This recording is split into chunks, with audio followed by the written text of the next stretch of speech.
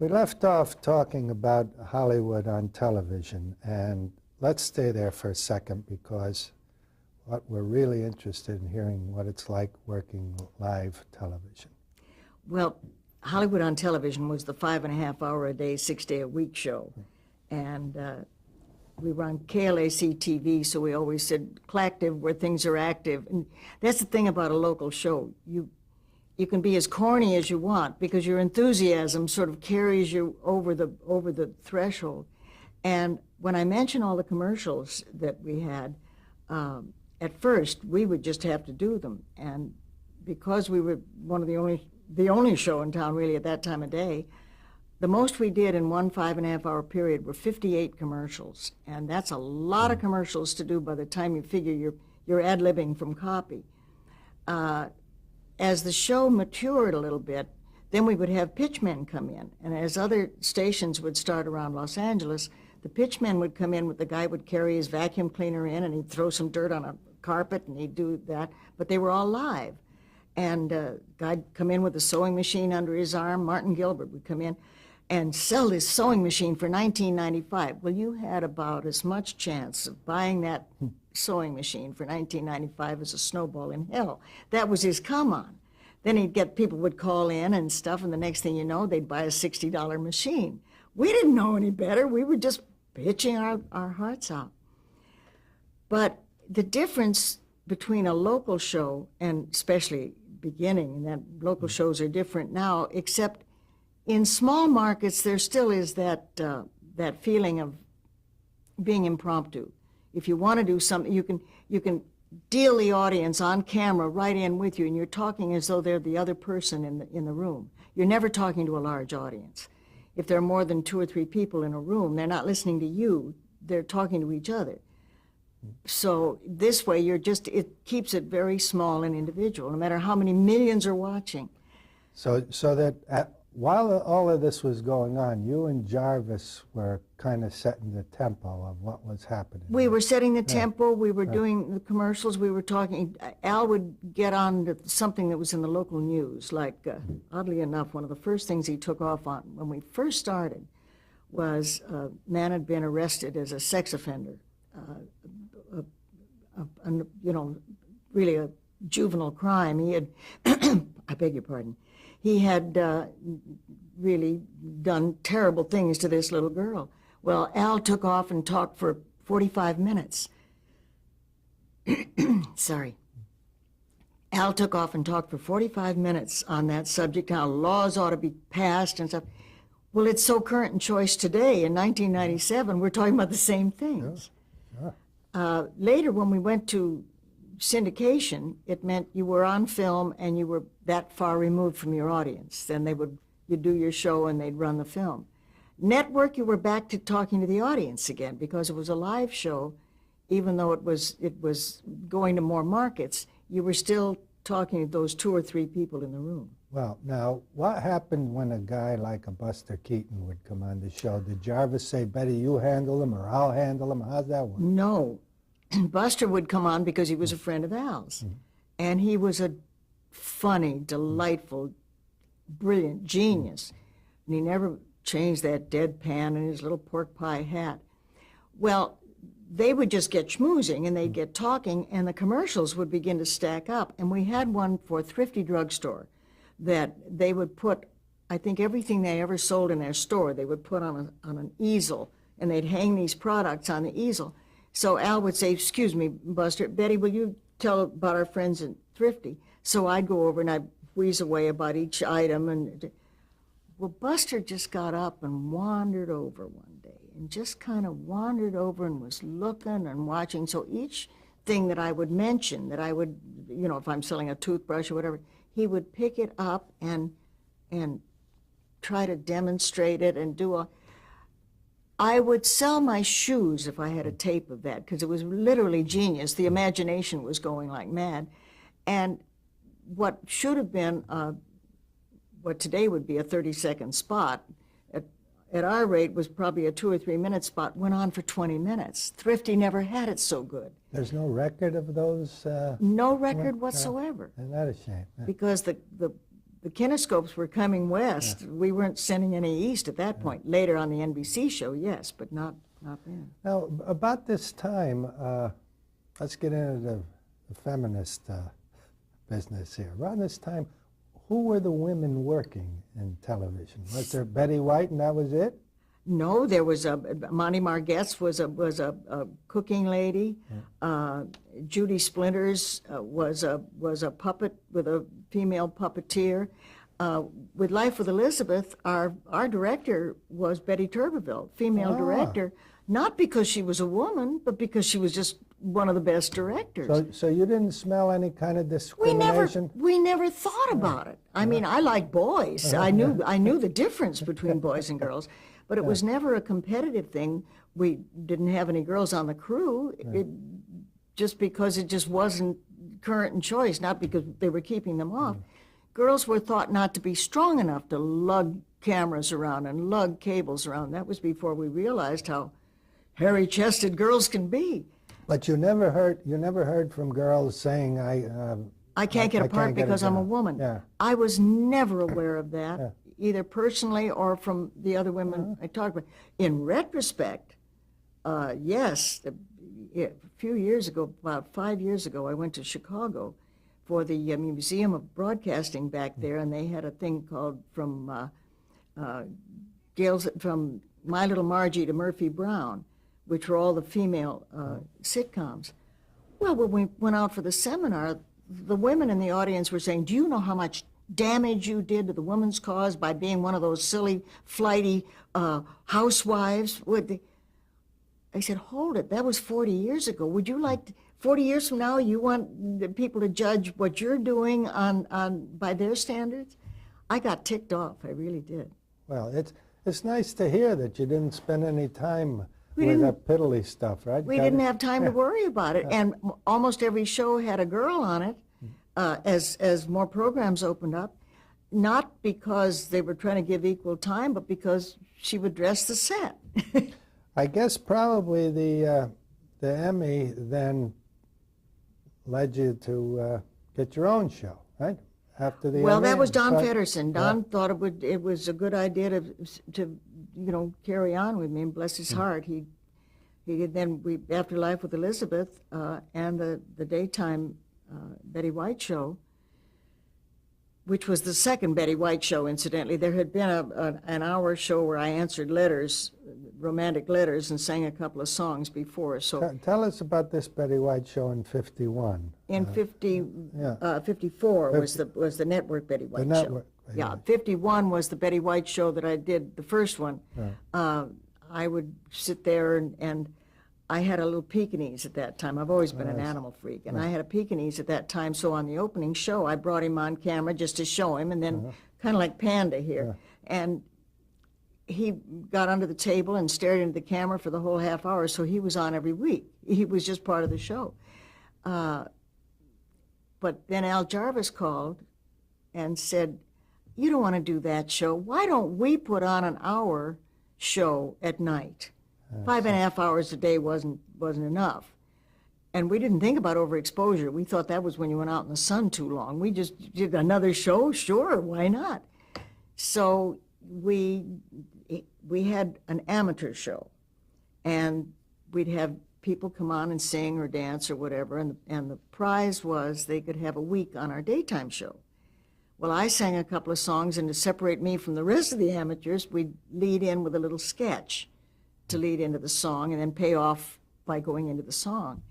Well, that's how we'd always do this one husband and wife sketch, and that's how Life with Elizabeth started, the husband and wife thing, because it seemed to catch on with the people, and we got a lot of mail, so build it into the series. Well, now you're into a different area again, right? Because Life with Elizabeth now is what we would call...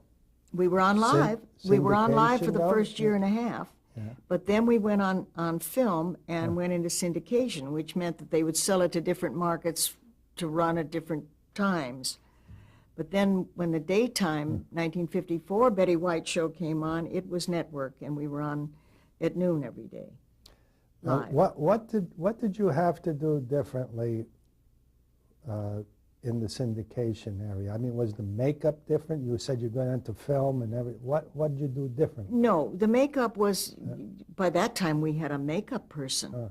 We didn't have to do our own. When I started, you did your own makeup, and the first 3 weeks I was making $50 a week on Hollywood on Television. But I must say the biggest thrill of my life, nothing could compare with the fact that after 3 weeks, they called me into the office, and I thought, uh-oh, it's been too good to be true.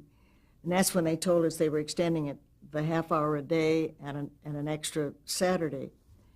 So I went from $50 a week to $300 a week. And no matter, I don't care how many millions people are making today, that $300 a week to me seemed like the most money in the world. Well, it seems as though, even though I hope we're not confusing anybody with a couple of different Betty White shows, but it seems Oh, there are 3 more coming up, so you've only begun to fight. But you're now on national TV in '54. That's on the daytime, noontime show. And I understand that they were, at that time, experimenting with color. What happened then? It was fascinating. They called us in one day for a meeting, all the people who were appearing on the show. They said, we want to show you something. And they started a film in the corner of the meeting room, and it was in black and white. And I remember there were eggs and bacon frying. And all of a sudden it went to color. Well, of course, we were at NBC, and RCA was the one who developed the color thing. In fact, I think they only kept the shows on so they could sell sets. And it was a breakthrough. It was wonderful. But that took a while to get into practical application because people didn't have the equipment to do it. They weren't going to go out and sell this set or give away this set and then buy one that had color. So it took a while to gradually move over. But it made black and white look kind of shabby.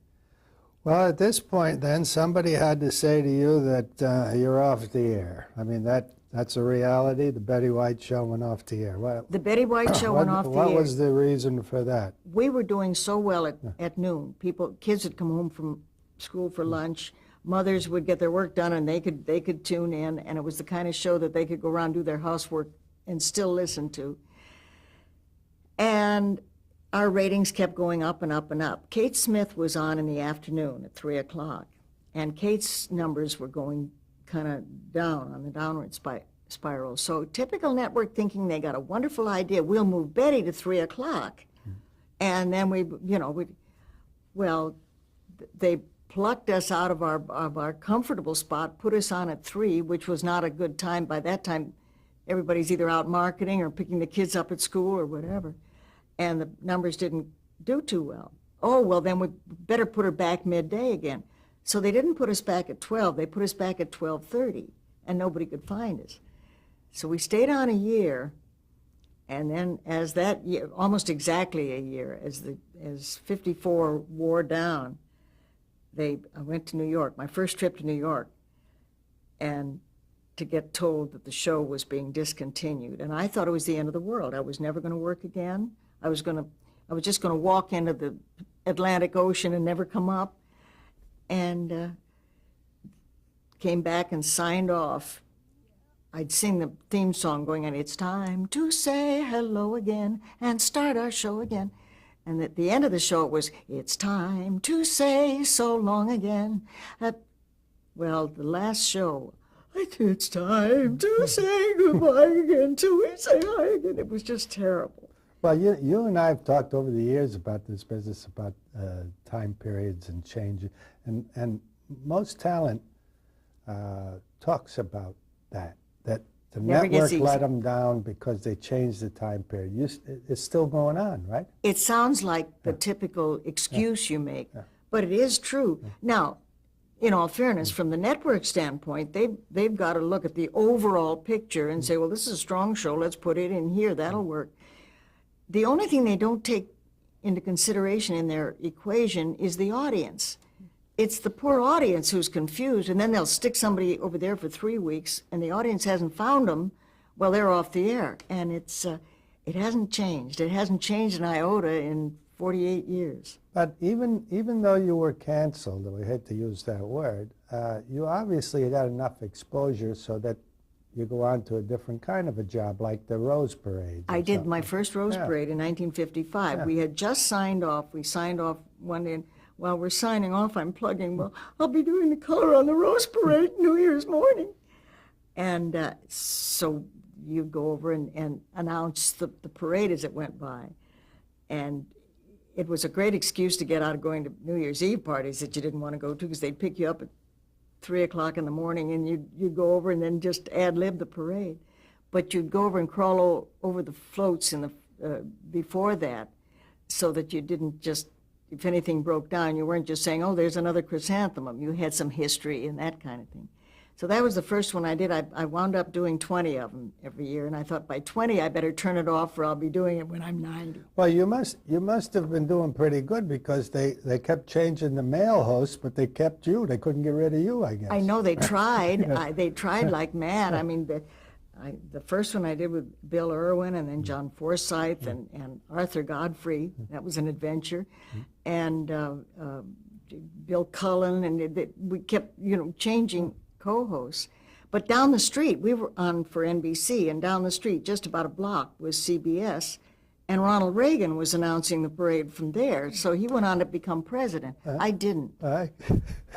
And you did the Macy's parade. Yeah, right? For 10 years with Lauren Green. I do the Thanksgiving Day with the big rubber balloons and the animals and all. And anything that, I also went up for 6 years. I went up to Portland and did their Grand Floral Parade. It got so that if a signal would go red and 6 cars had lined up, I'd announce them. I'd say, yes, well, there's a Buick, and you just got to be second nature. My hunch is you get these parade jobs because of what's known as the TVQ. You must have had a pretty good TVQ at that time. I don't think so. I think it was more that I'm a big talker. If I don't have anything to say, I say it anyway.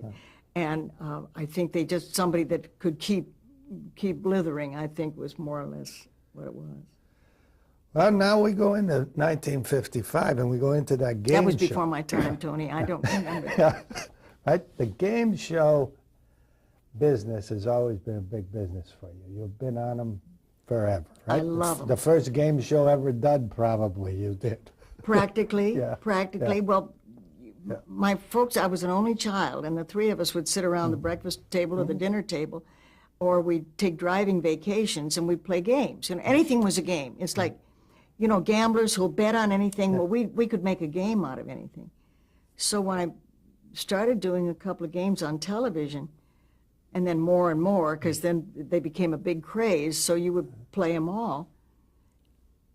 My father said, just think of all you gave away before you started selling it. Well, there's no doubt that the game show era was important. I mean, to television, it was wonderful. It was mental exercise. The soap operas were there by this time, and other shows, talk variety and that. But game shows were fun because you couldn't watch a game show without playing it. Now, so many game shows that are on, they're trying to stunt them. They shock value or people stuff. But these were pseudo-intellectual games where you had to get involved and play if you were a game player.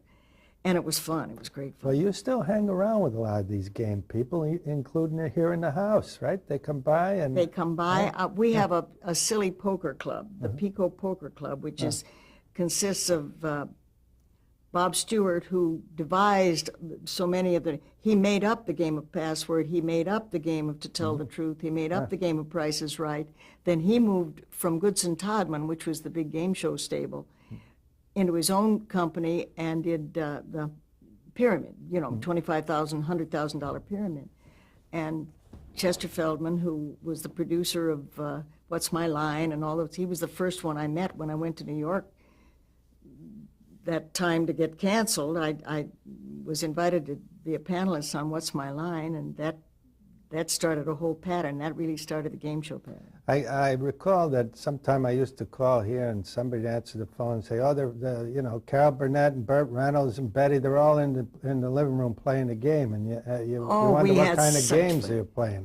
Well, we had a cluster. This was a little later by that time because it was Carol and Burt Reynolds, and it was when Burt and Dinah Shore were so close, and Carl Reiner and Estelle and Howie Morse and Dom DeLuise and Carol and Mel Brooks and Ann Bancroft. And we would play this game where we'd set up a blackboard, and you drew out of a hat. It was like charades, except you draw the things. You draw a title out of the hat and then try to draw it so that your team could guess it. It would get a little pornographic sometimes. You'd get that all out of your system, and then you'd go for what you were doing. That's when Fred Astaire got caught. Fred was a frustrated game show player. I mean, game player. He loved games. And so we had him over here several times, and one night we thought we'd do a joke. We gave him Follow the Fleet, which was one of his big musicals. And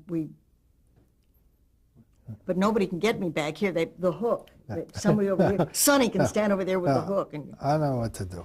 Go ahead. Okay, here we go.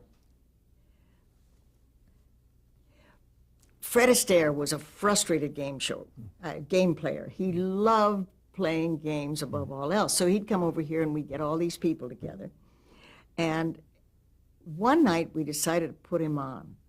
And in the two teams, you were fighting like mad to impart to your team to get points. So they saw to it that he drew Follow the Fleet, which was one of his big movies with Ginger Rogers.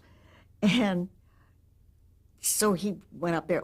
Well, Fred, as I say, was very shy, and everything was quite small and precise. So we'd go up to the blackboard and draw these little bitty sailors that you had to have the eye of an eagle to see that they were sailors. And no, none of his team could get what those were. And then pretty soon he'd draw a ship, and they kept getting bigger and bigger as he was trying to impart. And his team, no, we couldn't get it at all. We didn't know what he was trying. Well, he got frantic. And he would go on, and he'd keep erasing the blackboard and drawing more and drawing more. And, of course, we were stretching it out as long as we could. So finally, he was trying to do Follow. He was trying to do the Fleet.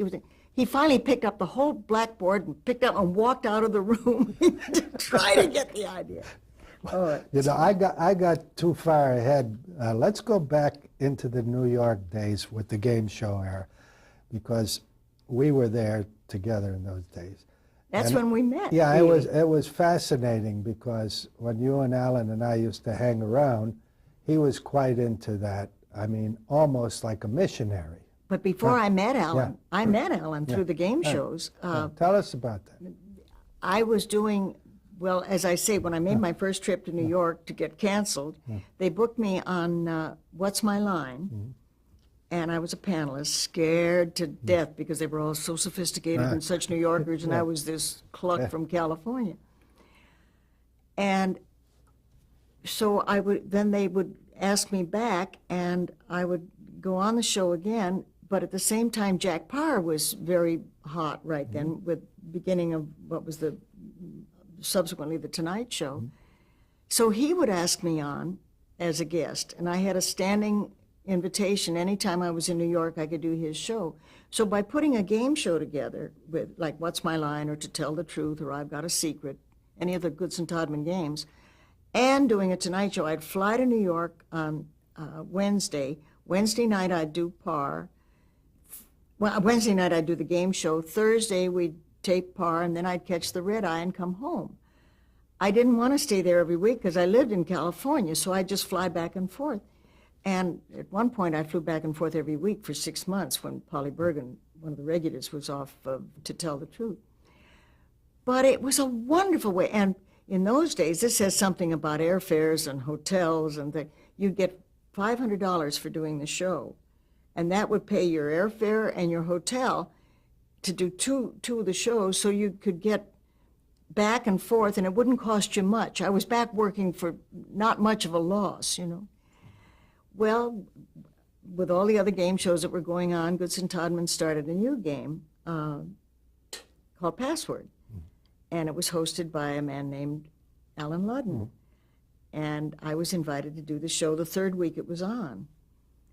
And that's when I met Alan, and he was so nice, and he had watched me on Life with Elizabeth, and I had watched him on another show he was doing, GE College Bowl. So we felt like we knew each other.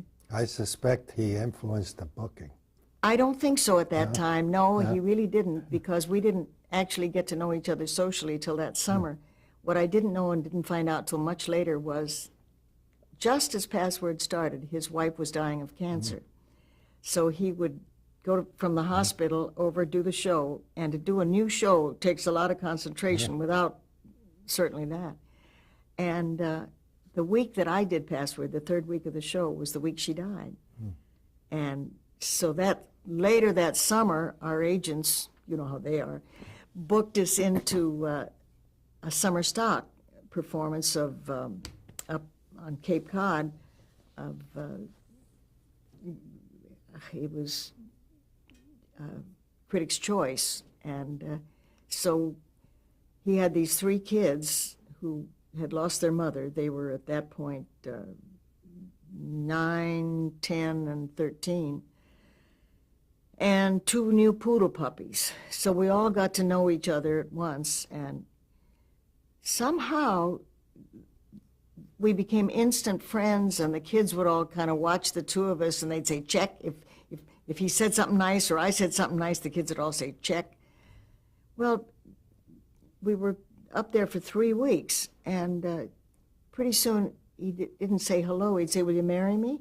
Well, it was a joke, and I'd laugh it off, and he'd laugh it off, and then pretty soon I came back home. I was going very steadily with somebody, very happily and steadily, who came to see the show, and at the end of the play, there was a big kiss when we finally made up.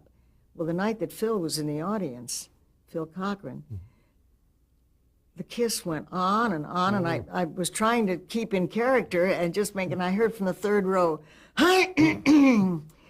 and so we all had dinner together that night, and everybody thought it was hysterically funny, except Phil. Phil didn't think it was funny. He said, I don't like that guy. I said, everybody likes Alan Ludden. He says, I don't. He said, everybody. I said, Phil, you've seen me act with people, you know, ever since we've known each other. Not like this. Well, I guess he knew I was attracted to Alan long before I did. So that went on for a year, and Alan kept asking me to marry him, and finally it wasn't a joke anymore, and I'd get mad, and I said, no, no way. So he bought a wedding ring, a beautiful gold wedding ring with diamonds all around it. And one night at dinner, he gave it to me. He said, you might as well take it because you're going to put it on one day. I said, I am not. When I think of how nuts I was, I said, I am not, and I gave it back to him, and I said, that's it, that does it, because I was scared to death to think of moving from California to New York. Well, he put it on a chain around his neck, and he wore it so that whenever, you know, we'd go to the beach, whatever, there was this blinking wedding ring and get full of suntan oil and all this stuff. He said, I promise you. Well, finally he kept asking and asking, and he used up all his time off of Password, and he'd come to California to try to do some courting. Finally, Easter came along, and this fluffy little stuffed bunny came along with beautiful little diamond and sapphire earrings on its ears. And so when he called that night, I said, okay, yes. And afterwards he said, I'm the only woman in the world who said yes to marrying him, not for the earrings, but for the stuffed bunny. Yeah. And the only reason I said yes was because he had 2 poodle puppies. So I came to the point of regretting that year that I wasted saying no. I would have given anything to have had it back. I wish the people could have seen what I saw over the years with the 2 of you. We loved it. It was a love affair. We really had. We missed 18 years by 3 days, but it was still a honeymoon. Oh, it was great. Let's take a break.